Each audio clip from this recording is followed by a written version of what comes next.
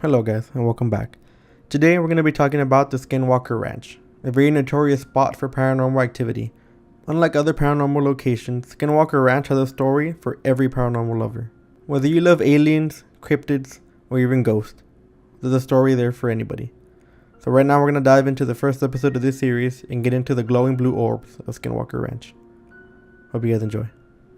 SkinWalker Ranch has long been known for its fascinating stories of the paranormal and otherworldly. Some of the events that have taken place on the property have left scientists, believers, and even skeptics stumped on what could possibly be going on there.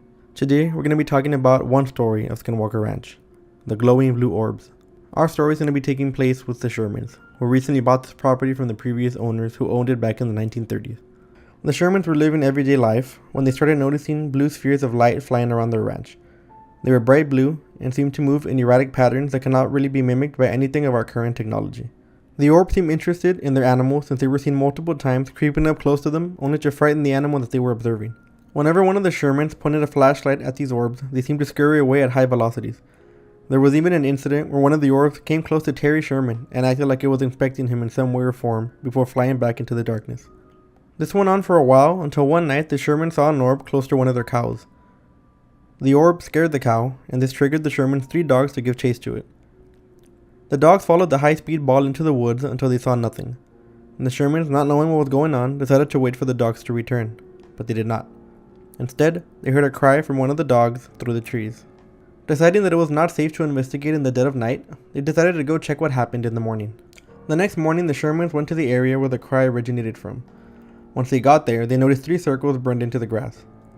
In the middle of each of these circles was a sort of substance that resembled, in Terry's words, shortening, or butter. He recognized the 3 substances as his dog. The colors matched, and they did not return the next day. Terry was devastated by this, as he considered his dogs part of the family, and this was the last straw for him.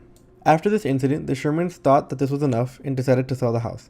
This is when things started to make sense to them. The house they had bought from the previous owners had some strange things to it, and they chose to overlook it. An example of one of these weird things was how there was a heavy chain by each one of the doors of the house. Previously, Terry thought these 4 chains were used for one dog, and that it was moved around the house during the day in order to keep it out of the sunlight.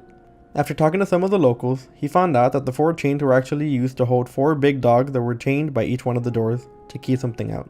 The doors also had big bolted locks to make sure nothing else walked in, and this was enough for the Shermans.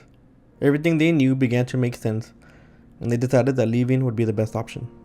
There were a lot of strange occurrences in this ranch. Whether we want to believe it or not, something is going on in there. This is just episode 1 of my SkinWalker Ranch story series, and I hope you enjoyed it.